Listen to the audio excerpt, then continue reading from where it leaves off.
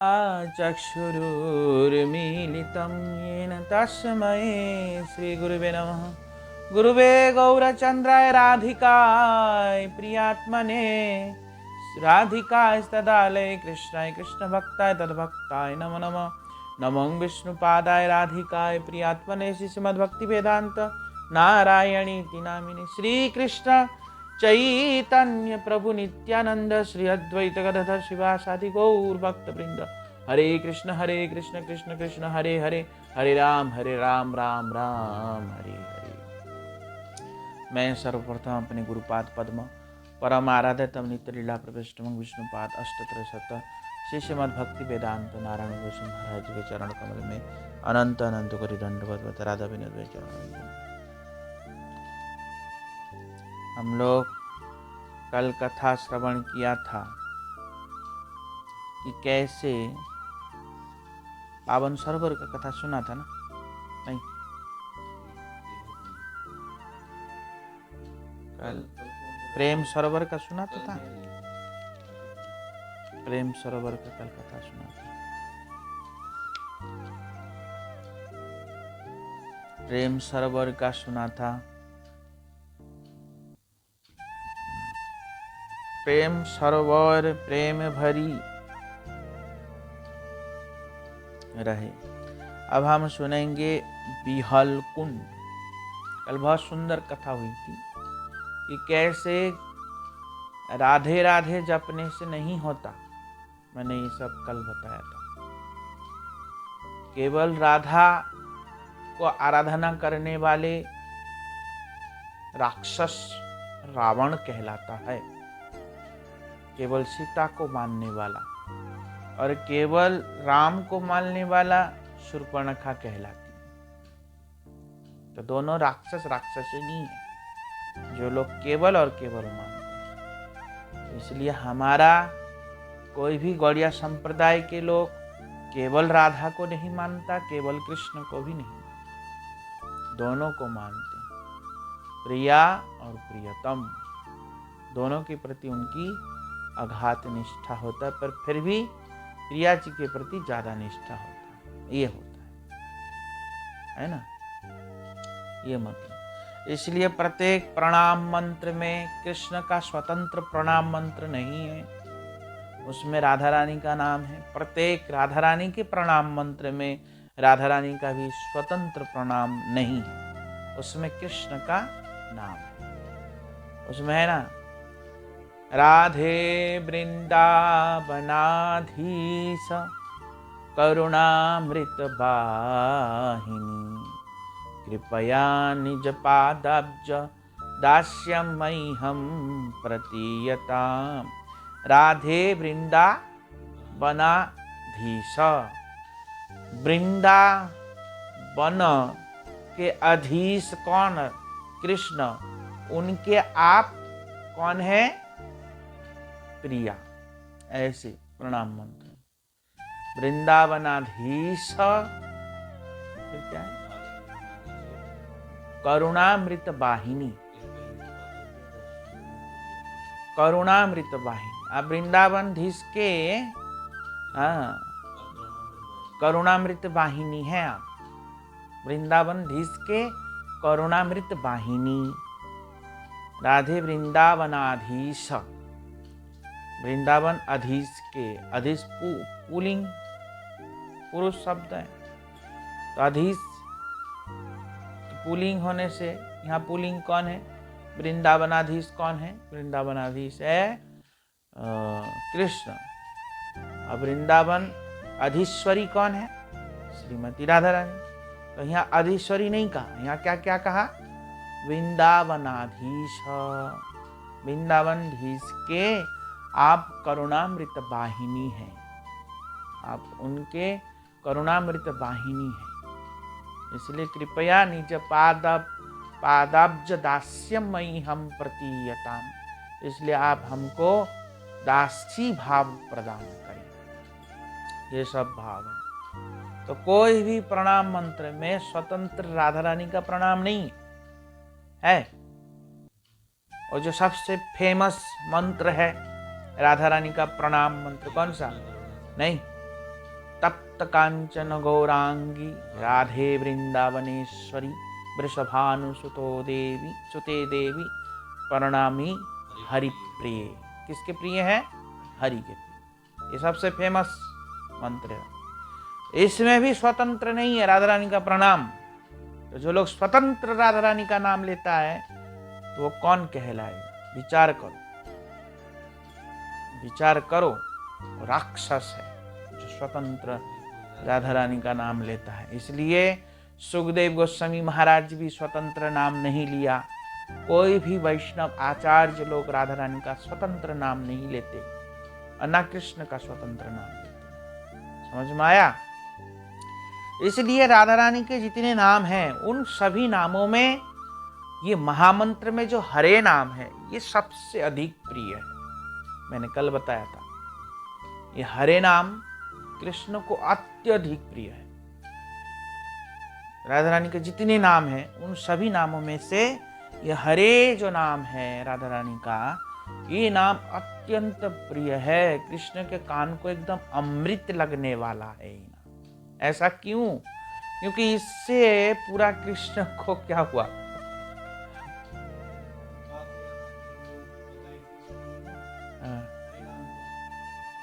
क्या?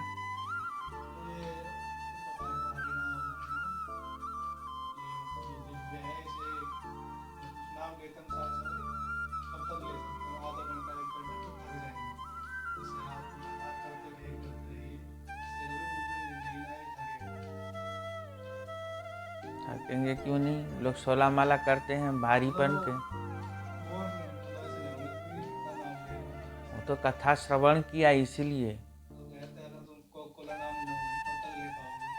तो उसकी महिमा नहीं जानता। इसीलिए जिसकी महिमा जिस जहाँ बताया जाएगा वो व्यक्ति करेगा, चाहे अच्छा लगे चाहे बुरा लगे, करेगा। समझ में आया?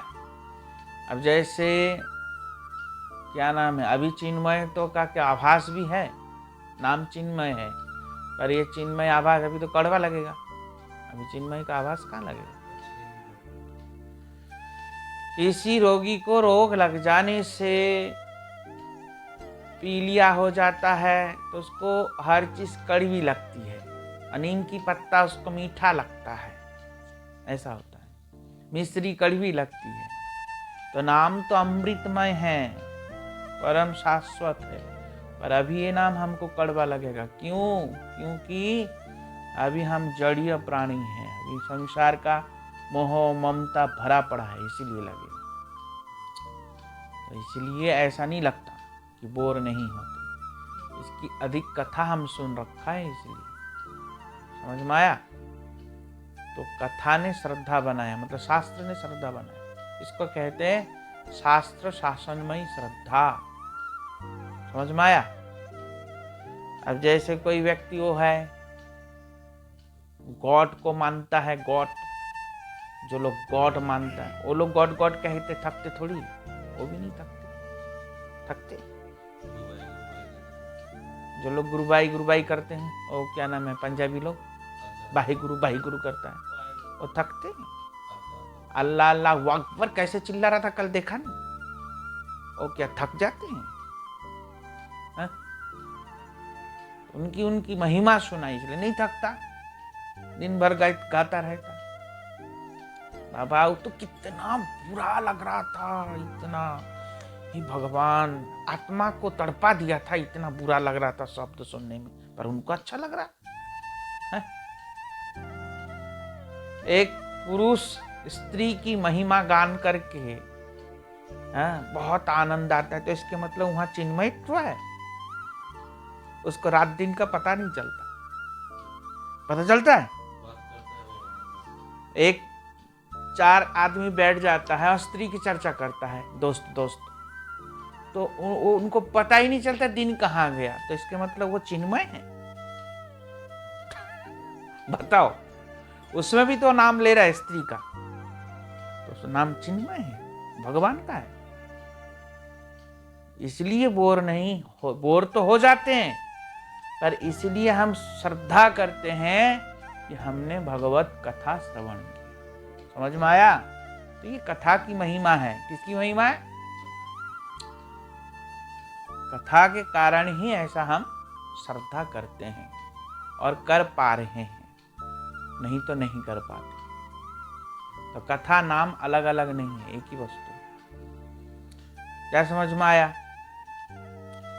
तो इसलिए हमारे पास बहुत, मैंने कितना उदाहरण दिया एक चीज के ऊपर, है? नहीं दिया? अब बोलेगा कोई? समझ में आया? तो कहने की तात्पर्य क्या है कि राधा रानी को, ये कृष्ण को हरे जो नाम है ये अत्यंत प्रिय है। अत्यंत प्रिय क्यों है? कल मैंने बताया था। ये अत्यंत प्रिय इसलिए है क्योंकि इस नाम में हरे शब्द है। हरे का मतलब जिसने कृष्ण की विशेष सेवा करके कृष्ण के मन को बलपूर्वक एकदम हरण कर लिया, वशीभूत कर लिया, अपना दास बना लिया कृष्ण को, वो है हरे। समझ में आया?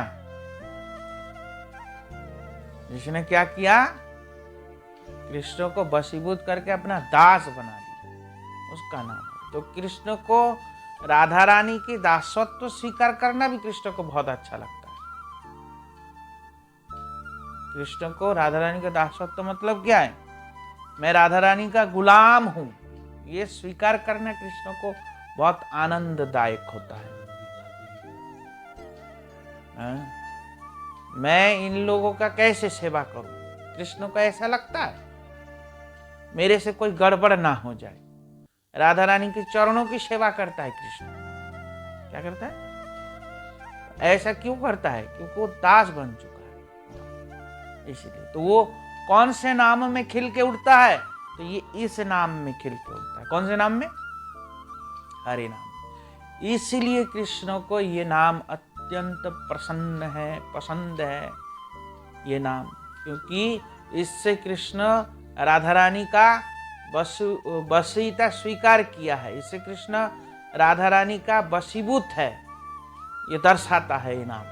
इसलिए कृष्ण को ये नाम बहुत पसंद है। इसलिए इस नाम को करने से कृष्ण अत्यधिक खुश प्रसन्न होते हैं। समझ में आया? इसलिए हरे, ये सब मैं कल बताया था। तो इसलिए कल कैसे प्रेम सरोवर में जब ऐसा दोनों मूर्छित हो गए, तब सुख सारी कृष्ण और राधा रानी का नाम उच्चारण करके जोर जोर से गाने लगे, तब इनका मूर्छा खुला था। ये कथा हम कल श्रवण किया था। अब बिहल कुंड, यह कुंड संकेत के पास ही दक्षिण पूर्व कोण में है। यहाँ श्री कृष्ण श्री राधा नाम सुनकर परम विहोल हो गए थे। कृष्ण एक बार राधा रानी का नाम सुन के परम विहोल हो गए, इसलिए स्थान का नाम बिहल कुंड है। प्रसंग, एक दिन श्री कृष्ण सुबल सखा के साथ मनोहर कुंड के निकट एक रमणीय कुंज में बैठे हुए थे। कृष्ण एक रमणीय कुंज में बैठे, सुंदर कुंज है जहाँ बहुत सुंदर उपवनों के साथ कुंज बना निर्मित है, बैठे हैं और रसालाप कर रहे थे। उसी समय एक सारिका पास ही एक वृक्ष की डाली पर बैठी और बैठ करके श्री राधा रानी का गुण कीर्तन गा रही हैं। सारिका मतलब सुख और सारी। सारी होता है जो मेल फीमेल होते हैं ना, जो तोता तोती है ना, तोता है मेल, फीमेल है सारी। समझ में आया? तो मेल फीमेल होते हैं, तो इसलिए फीमेल तोता कहने की तात्पर्य। कौन तोता? फीमेल तोता मतलब सारी। सारी डाली के ऊपर बैठ के सुंदर राधा रानी का गुणों का कीर्तन कर रहे हैं। राधा रानी कितनी सुंदरी, राधा रानी का कितना सुंदर, बिल्कुल राधा रानी का आवाज निकाल के ऐसे महिमा गा रही है। कैसा आवाज? बिल्कुल राधा रानी का आवाज निकाल के। कृष्ण जैसे राधा रानी का आवाज सुना, सुन के ऐसा लगा राधा रानी यहीं कहीं पास में है। और ऐसा सुन के कृष्ण श्रवण करके हृदय नाना प्रकार के भावों से उदय हो गया। कृष्ण का भाव उदय हो गया, अष्ट सात्विक भाव प्रकट हो गया कृष्ण के अंदर। राधा रानी का नाम कीर्तन सुन के क्या हुआ, कृष्ण को अष्ट सात्विक भाव प्रकट हो गया। और भाव प्रकट होके रोने लगे, पागलों के जैसे ढूंढने लगे, कहाँ हैं श्रीमती राधा रानी, किसके पागल होके ढूंढ रहे थे। और ऐसे ढूंढते ढूंढते अष्ट सात्विक भाव जब प्रकट हो गया तो कृष्ण रोते रोते वहीं एकदम उतावले हो गए थे, बिहोल हो गए। क्या हो गया, भाव में बिहोल हो गए, उतावले हो गए, अभी मिले राधा रानी। तब सुबल सखा जाना कि जब तक इसको राधा रानी नहीं मिलेगा इसका ये भाव दूर नहीं होगा। तब सुबल सखा ललिता जी के पास जाके कहा कि राधा रानी जब तक नहीं मिलेगी कृष्ण मर ही जाएगा, अभी जाके कुछ करो नहीं तो कृष्ण मर जाएगा, ऐसा कहा। तो जब ऐसा कहा तब ललिता सखी, विशाखा सखी जाकर के कृष्ण राधा रानी को बोली। और राधा रानी तब आकर के कृष्ण को ऐसा दर्शन दिया।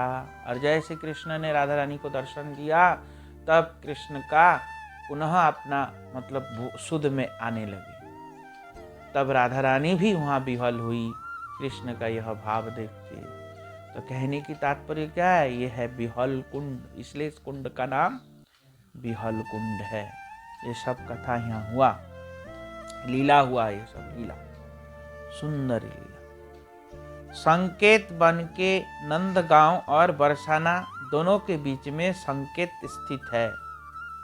श्रीमती राधिका एवं श्री कृष्ण इन युगल के पूर्व राग के पश्चात सर्वप्रथम मिलन यहीं पर हुआ था। संकेत वन में सबसे पहले राधा रानी और कृष्ण का मिलन हुआ था। पहली बार राधा रानी ने कृष्ण को देखा, कृष्ण ने राधा रानी को देखा। अपनी ससुराल जावट से और श्री कृष्ण नंदगांव से परस्पर इसी स्थान पर मिलते थे। जब राधा रानी का विवाह हो गया था और कृष्ण नंदगांव से आके इसी संकेत स्थान पे आके मिलते थे। वृंदा देवी, वीरा देवी और सुबल सखा ये दूत और दूती का कार्य कर संकेत के द्वारा प्रिया प्रियतम को मिलन कराते थे। दूत और द्विती का कार्य कर, द्विती कार्य कौन करता था, वृंदा देवी और वीरा देवी। इसको कौन सी कार्य कहते, दूती। महिला के लिए दूती और पुरुष के लिए दूत। क्या होता है, दूत। और महिला के लिए क्या होता है, द्विती। तो ये सब कार्य करते थे, इसलिए इस स्थान का नाम संकेत है। संकेत का कार्य करते थे ना, ये लोग खड़े रहते थे, खड़े होके बोलते अब कोई नहीं आ जाओ, ऐसे ऐसे संकेत देते थे, इशारा ना, या तो कुछ बजाएगा या कुछ कहेगा ऐसा, या आंखों के द्वारा इशारा करेगा। तो इसलिए इसको संकेत वन कहते हैं। कभी कभी श्रीमती राधा जी और कभी कभी श्री कृष्ण इस स्थान पर मिलने के लिए अभिसार करते थे। कृष्णदास कविराज द्वारा रचित गोविंद लीलामृत तथा श्री विश्वनाथ चक्रवर्ती ठाकुर द्वारा रचित कृष्ण भावनामृत ग्रंथ में नैष्य एवं निशांत लीला का इस संकेत स्थल में राधा कृष्ण के मिलन विलास का अद्भुत सरस रूप से वर्णन किया गया है। ये दोनों ग्रंथ में इस संकेत वन के लीलाओं का विशेष रूप से वर्णन किया गया है। योगमाया की अभिलाषा के अनुसार श्री वीरा वृंदा देवी ये दोनों प्रधान द्वितियां श्री राधा कृष्ण युगल का परस्पर मिलन कराती थीं। श्री वृंदा देवी निशांत के समय युगल के मधुर जागरण की व्यवस्था करती थी। निशांत के बाद जुगल किशोर की जागरण की व्यवस्था कर, जागरण मतलब जगाने के लिए, सुखसारी अपने सुमधुर वचनों के द्वारा प्रबोधन करते थे। सुखसारी सुमधुर वचनों के द्वारा प्रबोधन, राधा कृष्ण की लीला गुण का गायन करके उनको जगाने का प्रयास करते। कोयल कुहू कुहू करके उनको उठाने की प्रयास करते, मयूर केका करके उनको उठाने की चेष्टा करते, और ललिता विशाखा सखियां उनकी आरती उतारती हैं। कटकटी बूढ़ी मरकटी या बानिरी के जटिला शब्द के उच्चारण से संकुचित हो राधा एवं श्री कृष्ण अपने भवन में पधार कर शयन करते थे। क्या कह रहे हैं? कटकटी बंदर उठ के खटखट खटखट करते थे और फिर कहते थे जटिला आ रही है, जटा रूप धारण करके उठ जाओ, ऐसा कहते थे। तब राधा कृष्ण झटपट करके डर के उठ जाते थे। ऐसा होता। तो ये सब जो लीला ये इसी संकेत वन में होता था। शयन विहार लीला। क्या लीला? शयन विहार है। तुम भी चला करो कभी ब्रजमंडल परिक्रमा बीच बीच में हमारे साथ। नहीं समझा? तो यहाँ संकेत विहारी का मंदिर, रास मंडल, चबूतरा और झूलन मंडप स्थान दर्शनीय है। रास चबूतरा के सामने पूर्व दिशा में श्री गोपाल भट्ट गोस्वामी का भजन कुटी है। यहीं पर श्री चैतन्य महाप्रभु ने 12 वन भ्रमण के पश्चात समय बैठकर विश्राम किया था। यहाँ पे भगवान चैतन्य महाप्रभु ने भी विश्राम किया था। रास मंडल चबूतरा के पास ही संकेत देवी श्री वृंदा देवी का दर्शन है। संकेत देवी का भी दर्शन है और वृंदा देवी का भी दर्शन है। पास ही बिमला देवी, विमल कुंड, रंगमहल, सैया मंदिर, गांव के पश्चिम में कृष्ण कुंड दर्शनीय है। कृष्ण कुंड के तट पर श्री वल्लभाचार्य जी का बैठक भी है। कोई कोई संकेत गांव से नंदगांव की यात्रा करते हैं। कोई आसपास की लीला स्थलियां रिठौर, भांडो खोर, श्री मेहरा, सातोया, पाई, तिलोया यार, ये सब दर्शन करके लोग जाते हैं। परिक्रमा नंदगांव का दर्शन करते हैं। अब यहाँ की कथा हम श्रवण करेंगे। रिठौर की कथा श्रवण करेंगे। अब हमारी परिक्रमा कहाँ चली गई? रिठौर में। रिठौर में संकेत वन से 1.5 मील पश्चिम में यह गांव स्थित है। रिठौर गांव जानते हो क्या? रिठौर गांव ये सब घूमना चाहिए, प्रत्येक जगह में जाना चाहिए। वृषभानु महाराज के ज्येष्ठ भ्राता, हम गए तो इस गांव में गए, ज्येष्ठ भ्राता चंद्रभानु गोप का गांव है। वृषभानु महाराज जी के चंद्रभानु गोप का गांव है। इन्हीं चंद्रभानु की लाडली बेटी चंद्रावली जी हैं। इनके जो लाडली बेटी है यही चंद्रावली जी। चंद्रावली जी का जन्म यहीं पर हुआ, रिठौर। रिठौर गांव था। गांव के दक्षिण पूर्व में सघन वृक्षावलियों के बीच में चंद्रावली कुंड है, जहां चंद्रावली जी अपनी सखियों के साथ बाल्य क्रीड़ाएं, स्नान और जल क्रीड़ाएं भी करती थीं। यहाँ वल्लभाचार्य जी का बैठक भी है। यहाँ और बहुत सुंदर मंदिर भी है। वहाँ हम लोग सब जगह जाएंगे धीरे धीरे। भांडोखोर रिठौर से 4 मील पश्चिम उत्तर अथवा नंदगांव से 4 मील पश्चिम में यह स्थान स्थित है। नंद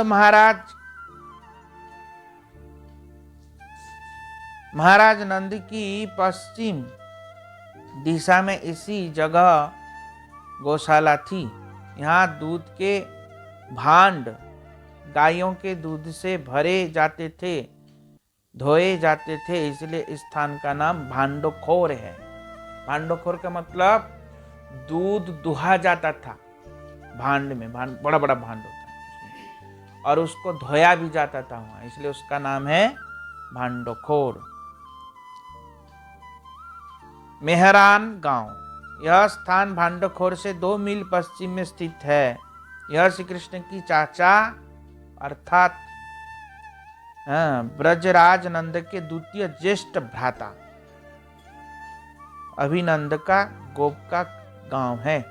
चाचा कह रहे फिर ज्येष्ठ भ्राता भी कह रहे, क्यों? ज्येष्ठ भ्राता तो ताऊ होता है ना। यहीं पर वास करते थे। ज्येष्ठ भ्राता ताऊ होते हैं वैसे, है ना, ताऊ है, वास करते थे। पास ही इनके गौशाला थी। कोई कोई इस स्थान को यशोदा का पित्रालय भी कहते थे। कोई कोई यशोदा मैया के पित्रालय भी यहाँ है, ऐसा कहते थे। गांव के पूर्व क्षीर सागर विराजमान है। गांव के पूर्व दिशा में क्षीर सागर है, जहां कहा जाता है कि शिवरात्रि के दिन अर्धरात्रि के समय उस कुंड के बीचों बीच दूध की धारा निकलती थी, इसलिए इसको क्षीर सागर कहते हैं। यहाँ शिवरात्रि के दिन अर्धरात्रि में दूध की धारा निकलती है, इसलिए इसको क्षीर सागर कहते हैं। प्रसंग, एक समय बाल कृष्ण को यशोदा मैया इन्हीं के गांव में जाके और यहाँ पलंग के ऊपर कृष्ण को दूध पिलाते पिलाते सुला रहे थे। इतने में कृष्ण कहने लगे, मैया मैया हमको कहानी सुना, कहानी सुनूंगा मैं।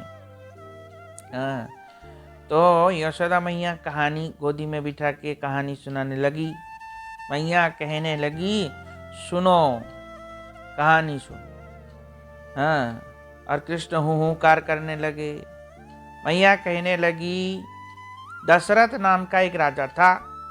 दशरथ नाम के एक राजा थे। उनके 4 पुत्र थे। उनके कितने पुत्र हैं? 4। राम, लक्ष्मण, भरत, शत्रुघ्न, उनके ये 4 पुत्र हैं। राम का विवाह महाराज जनक की बेटी से हुआ। पिता के आदेश पाने पर पत्नी को सीता को लेकर के, छोटे भाई को लेकर के जंगल चले गए। और कृष्ण हूं कर रहे, हूं ऐसे सुनाओ। और यशोदा मैया कहने लगी कि वहां वन में रावण नाम का राक्षस ने सीता का हरण कर लिया। इतना सुनते ही कृष्ण अपने पूर्व राम अवतार में आ गए, मतलब राम अवतार का आवेश में आ गए और आके कहा, पलंग से कूद के नीचे आया और नीचे आके कहा, लक्ष्मण मेरा धनुष लाओ, लक्ष्मण मेरा बाण लाओ। और यशोदा मैया डर गई, ये क्या हुआ? यशोदा मैया डर गई, ये क्या हुआ इसको? पलंग से कूद के ऐसे करने, छोटा सा था ना, ऐसे यशोदा मैया ये क्या हो गया इसको? ना हैरान हो गई यशोदा मैया, देख के डर गई। ऐसे कहते, ये लीला इसी गांव में संपन्न हुआ। तो ये सब लीला ये सब गांव में हुआ। सातोया मेहरान गांव से 2 मील पश्चिम में यह गांव स्थित है। इसका नामांतर सत्यवास भी है। यह श्री कृष्ण की महिष्या सत्यभामा के पिता महाराज सत्यजीत की सूर्य आराधना का स्थल। ये जो स्थान है सूर्य की आराधना स्थली है। सातोया गांव, ये सत्यजीत है ना, सत्यभामा के पिता। सत्यभामा के पिता का नाम है सत्यजीत। वो यहाँ पे सूर्य कुंड के पास ही रह के, सूर्य मंदिर है यहाँ, और यहाँ पे रह के सूर्य का आराधना करके सूर्य जी को प्रसन्न किया। तो सूर्य जी ने इनको सूर्य मणि प्रदान किया। उस मणि का नाम है स्मंतक मणि। उस मणि से रोज 80 किलो सोना निकलता था। मणि से क्या निकलता? रोज 80 किलो सोना निकलता। ऐसा मणि सूर्य ने सत्राजित को प्रदान। तो ये वही स्थान है सूर्य का आराधना स्थली सत्राजित के। पाई गांव सतवास से 5.5 मील उत्तर पश्चिम कोण में पाई गांव स्थित है। एक समय श्री कृष्ण सखियों के साथ लुका छिपी खेला खेल रहे थे। कृष्ण यहीं पर छिप गए और कृष्ण यहाँ पे आके छुप गया। राधिका के साथ सखियां अत्यंत व्याकुल हो उठे, खोजने लगी। बहुत प्रयत्न करने पर भी कृष्ण कहीं भी नहीं मिला। कृष्ण को ना पा करके सखियां सहित राधा रानी बड़ी दुखी हो गई, रोने लगी। इतने में कृष्ण को फिर बड़ी मुश्किल से कृष्ण मिल गए। तो सखियां सब प्रसन्न हो गई और बोली पाई पाई पाई, मतलब पाई, कृष्ण को पाई, ऐसे करके कहने। तो इसलिए इस गांव का नाम पाई गांव है। क्या नाम है? पाई गांव। प्रसिद्ध हो गया ये गांव। त्योहार यहाँ राधा कृष्ण सखियों के साथ लीला विलास में इस प्रकार आविष्ट हो गए कि उनको जलपान करने का भी होश नहीं रहा। राधा कृष्ण मिलन के बाद राधा रानी और कृष्ण इतना मग्न हो गए मिलन में, मतलब बातचीत में, कि उनको खाने पीने का भी ध्यान नहीं रहा। ऐसा हो घर जाने की तो बात ही तो बड़े ललिता सखी विशाखा सखी बड़े मुश्किल से उनको समझाया कि घर भी जाना है। वृंदा देवी ने संकेत दिया, तब जाके उनको समझ में आया। और सिंगारवट त्योहार गांव से 2 मील उत्तर में सिंगारवट अवस्थित है। यहाँ क्रीड़ा करते समय सखाओं ने श्री कृष्ण के अंगों में 16 सिंगार धारण कराए थे। कभी श्री कृष्ण ने अपने हाथों से श्रीमती राधिका के केश संकार आदि 16 सिंगार धारण कराए थे। अब वह वट वृक्ष अंतर्ध्यान हो गया है। वह गांव आज भी सिंगारवट या सिंगार गांव के नाम से प्रसिद्ध है। वो वट वृक्ष तो अंतर्ध्यान हो गया, पर गांव सिंगारवट के नाम से प्रसिद्ध है। मतलब कृष्ण कभी यहाँ पे कृष्ण का सखा लोग 16 सिंगार कराया था, कभी कृष्ण स्वयं राधा रानी का 16 सिंगार किया था। इसलिए इस गांव का नाम सिंगार गांव है। ठीक है। वांछा कल्पतरुभ्यश्च कृपा सिंधुभ्यश्च पतितानां पावनेभ्यो वैष्णवेभ्यो नमो नमः।